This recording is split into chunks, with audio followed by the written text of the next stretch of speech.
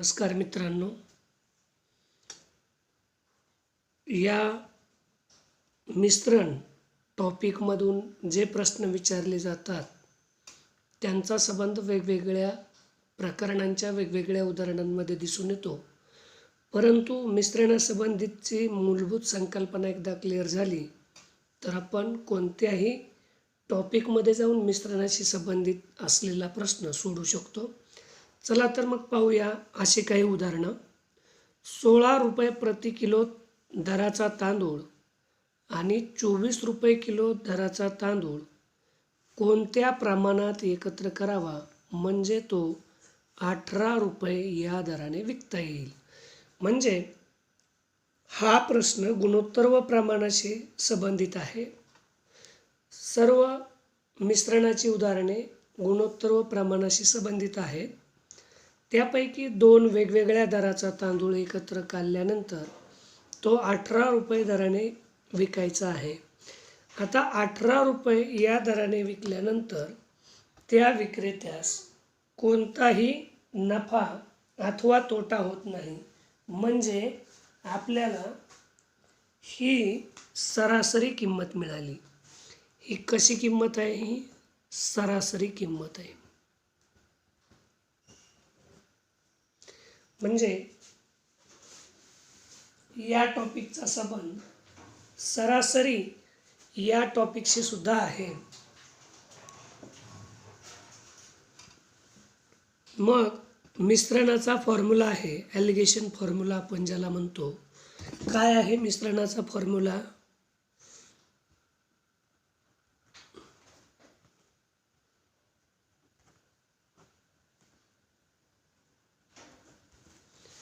मिश्रणाचे सूत्र आपण म्हणू. समजा x आणि y अशा 2 वेगवेगळ्या राशी एकत्र घ्यायच्या आहेत आपल्याला. x आणि y यांच्या या ठिकाणी आपल्याला किमती लिहायच्या की ज्या दिलेल्या आहेत. या ठिकाणी सरासरी किंमत घ्यायची.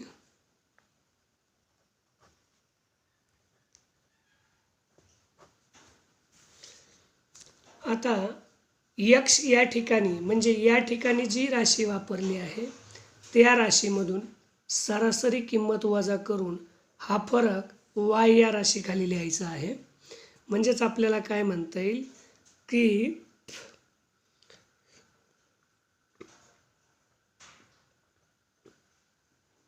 पहिला घटक वजा सरासरी किंमत, इकडे दुसरा घटक वजा सरासरी किंमत. मिश्रणाच्या टॉपिकमध्ये सरासरी किंमतीला मूलभूत किंमत आहे. म्हणजे सरासरी किंमत आपल्याला मध्यंतरी लिहायची. ती माहीत असल्याशिवाय आपल्याला उदाहरण कधीही सोडवता येत नाही. चला तर मग हे उदाहरण सोडू आपण. आता पहिली राशी म्हणजे पहिल्या राशीतला तांदूळ हा 16 रुपये किलो दराचा होता. 16 रुपये किलो दराचा. दुसऱ्या राशीतला तांदूळ हा 24 रुपये किलो दराचा होता. आता यांचं मिश्रण करायचं आहे. मिश्रण केल्याच्या नंतर सरासरी किंमत आपल्याला दिली. किती दिली सरासरी किंमत? 18 रुपये. ती मध्यंतरी लिहू आपण. आता दुसऱ्या राशीच्या किमतीमधून सरासरी किंमत वजा केली की येणारा फरक हा पहिल्या राशीखाली लिहिला. पहिली रास आणि सरासरी किंमत यांच्यातला फरक हा दुसऱ्याखाली लिहिला. आता मात्र 6 जसे 2 म्हणजेच 6/2 बेक बे बेत्रिक 6 3 जसे 1 या प्रमाणात. म्हणून या प्रश्नाचं उत्तर आपल्याला आहे की कोणतं प्रमाण?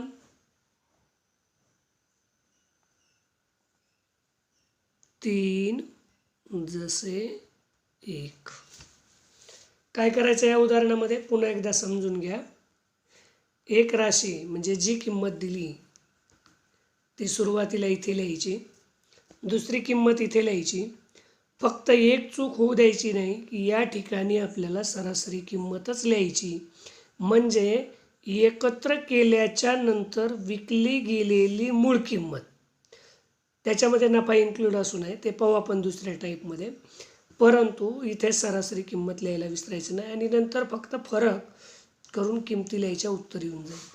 चला तर मग काही सेकंदाच्या आतमध्ये दुसरं उदाहरण सोडवता येतं का आपल्याला पाहू. सुरुवातीची किंमत किती? 7.20. नंतरची किंमत किती? 5.70. आता काय प्रश्न आहे? 7.20 रुपये प्रति किलोचा गहू आणि 5.70 रुपये प्रति किलोचा गहू कोणत्या प्रमाणात एकत्र करावा म्हणजे तो 6.3 या दराने विकता येईल. आता या दराने विकता येईल, परंतु याच्यामध्ये नफा अथवा तोटा हा काहीही याच्यामध्ये अंतर्भूत नाही. म्हणजे हीच आपली काय सरासरी किंमत आहे, ती आपण मध्ये लिहू. यांचा फरक किती येतो आता इकडे? हा फरक इकडे खाली लिहू. 70, 20, 90 म्हणजे 0.9चा फरक आला. इकडे फरक कितीचा येतो? 0.6चा. आता दोनही हे गुणोत्तर आणि प्रमाण आहे. गुणोत्तर प्रमाणामध्ये जर म्हणजेच भागाकारामध्ये दोन्ही प्लेसेस समान असतील तर त्या निघून जातात, हा नियमच आहे. मग इकडे 2 नंतर अथवा 1 नंतर, इकडे 2 नंतर अथवा 1 नंतरच प्लेस आहे, या निघून जातील. आणि प्रमाणे 6 जसे 9, 6 जसे 9ला भाग जातो का? जातो. 3 दुने 6, 3 त्रिक 9. म्हणून या प्रश्नाचं उत्तर आपल्याला मिळालं 2 जसे 3. प्रश्न खूप समजायला सोपा. सुरुवातीला ही किंमत इथे लिहिली, नंतरची किंमत इथे लिहिली, सरासरी किंमत मध्यंतरी लिहिली. नंतर दुसऱ्या किमतीमधून सरासरी किमतीतला फरक पहिल्या किमतीखाली लिहिला, पहिल्या किमतीमधून सरासरीतला फरक दुसऱ्या किमतीखाली लिहिला आणि साधा सोपा फक्त भाग दिला, आपल्याला उत्तर येऊन गेलं. चला तर मग दुसऱ्या टाईपचा प्रश्न आपण पाहू. 15 रुपये प्रति किलोची साखर, 15 रुपये प्रति किलोची साखर आणि 24 रुपये प्रति किलो दराची साखर एकत्र केल्यानंतर 21.60 रुपये या दराने विकून 20% नफा हवा असेल तर त्याचे प्रमाण शोधा. प्रश्न हा त्याच प्रश्नासारखा आहे, फक्त या ठिकाणी एक शब्द इन्क्ल्यूड झाला आहे, तो म्हणजे 20% नफा. म्हणजे याचा अर्थ काय की आपल्याला जी सरासरी किंमत अथवा मिश्रण एकत्र केल्याच्या नंतर ज्या दराने साखर विकायची होती खऱ्या किमतीला, त्या दराने विकली नाही, दुसऱ्याच दराने विकली, म्हणून 20% नफा झाला. मग तो दर म्हणजे कोणता? सरासरी दर. तो आपल्याला शोधायचा आहे. आपल्याला माहिती आहे की एखादी वस्तू विकल्यानंतर त्याची मूळ किंमत आपल्याला शोधता येते. जर समजा 21.6 ही विक्री किंमत असेल तर तिची मूळ किंमत शोधण्यासाठी आपण 100 भागिले की ज्या किती टक्के नफ्याने? 20% म्हणून 120. आता आपल्याला फक्त भाग देणे एवढी प्रक्रिया आहे. 216 भागिले 12, 12 12, 12 96. म्हणजे या ठिकाणी आपल्याला सरासरी किंमत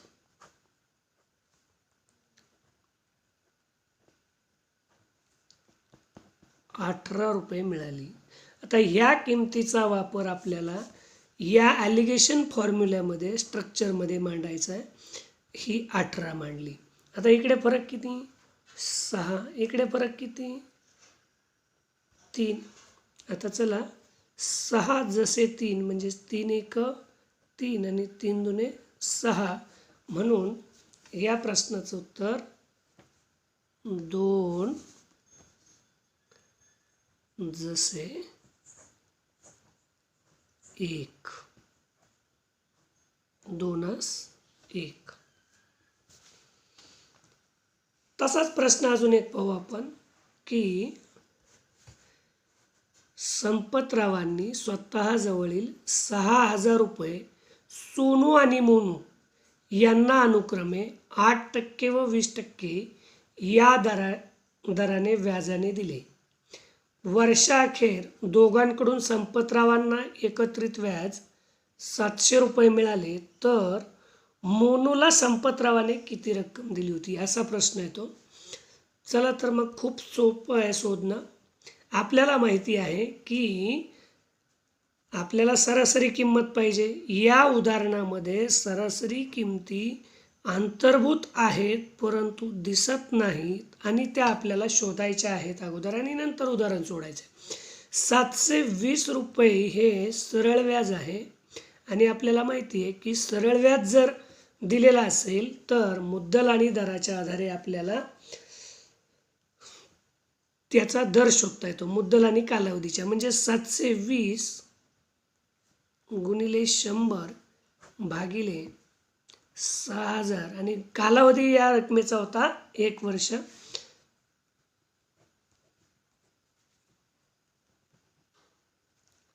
मग सरासरी व्याजदर किती झाला? सरासरी व्याजदर 12. फक्त आता ही 12 किंमत आपल्याला या ठिकाणी वापरायची. पहिला व्याजदर किती होता? 8. दुसरा व्याजदर किती होता? 20. सरासरी किंमत किती आली? 12. चला तर मग ॲलिगेशन फॉर्म्युलेनुसार फक्त किमती मायनस करून घ्या. 20मधून 12 8, 12मधून 8 4, 8 4 म्हणजे 4 दुने 8 आणि 4 1 4. म्हणजे मोनूला दिलेला भाग हा 1x होता आणि सोनूला दिलेला भाग हा 2x होता. कोणत्या रकमेचा होता तो? मोनूला दिलेला भाग 1x, सोनूला दिलेला भाग 2x. पण हे कोणती रक्कम होती? ही 6,000 रुपये होती. मग 3x बरोबर 6,000, x बरोबर 2,000 आणि मोनूला तर किती दिले? मोनूला 1x म्हणून मोनूला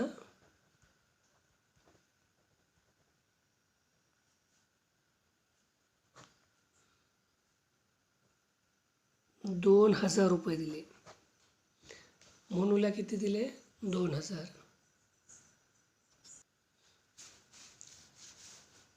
टाईप 3चं उदाहरण पाहू.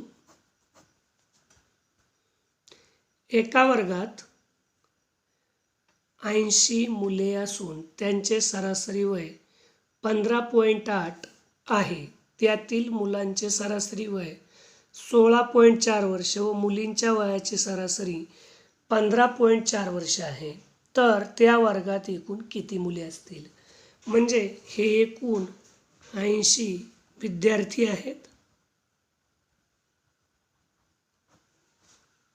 ही जी सरासरी दिलेली आहे ही बॉईजची आहे आणि ही सरासरी गर्ल्सची आहे.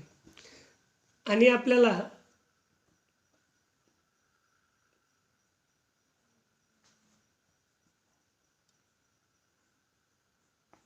ही एकूण सरासरी आहे. एकूण सरासरी अर्थात हीच आपल्याला वापरायची आहे. तर चला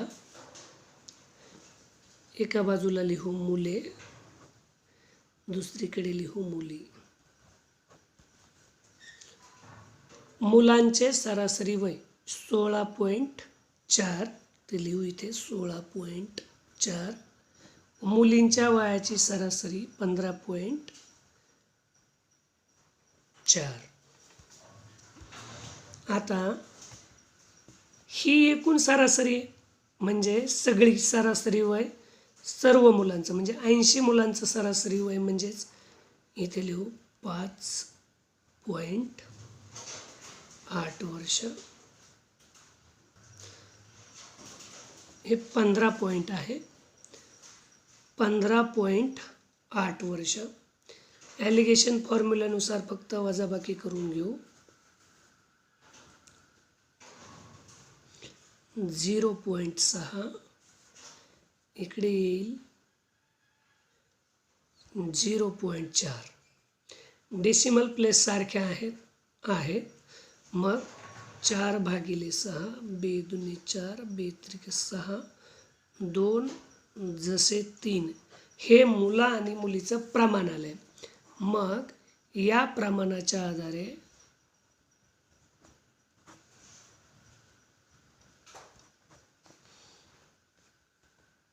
मुली शोधू.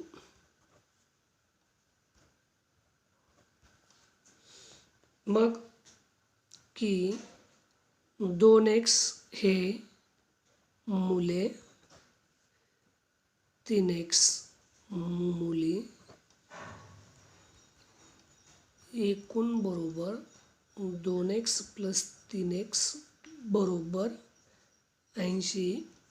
5x बरोबर 80. x बरोबर 16. मुली बरोबर 3x बरोबर 3 × 16 बरोबर 48. म्हणून या वर्गात एकूण मुली किती असतील? 48. पुढे एक उदाहरण पाहू.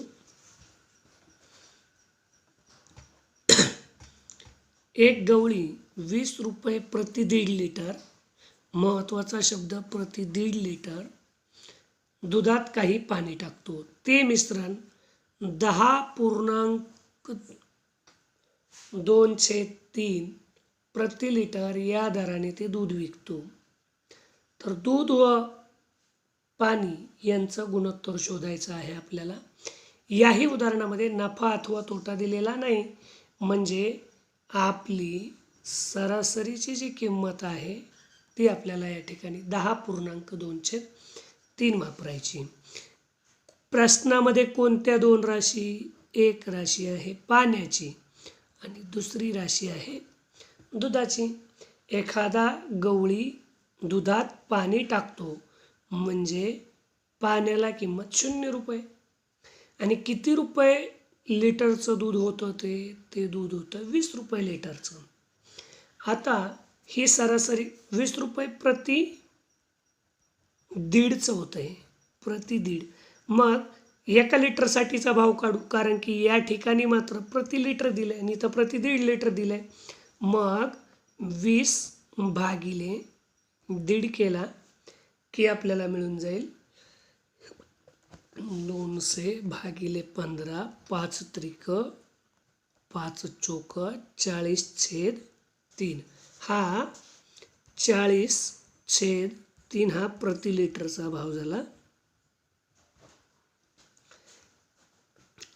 सरासरी किंमत घेऊ आपण इथे. सरासरी किती? 10.2/3. 3 × 30 32/3. 32/3. चला तर मग फक्त आता तिरकस बेरीज करा फक्त जी असेल ती. आता 32/3 मधून 0 गेला की किती येईल? 32/3. 40/3 मधून 32/3 गेला की किती येईल वजाबाकी? 8/3. मग आपल्याला गुणोत्तर मिळालं 8/3. जसे 32/3 आणि गुणोत्तर म्हणजे दुसरं तिसरं काही नाही तर तो भागाकार आहे. मग 8/3 गुणिले 3/32 समोर मिळाला 8/32. 8 × 8 8 चोक 32 म्हणजेच 1/4.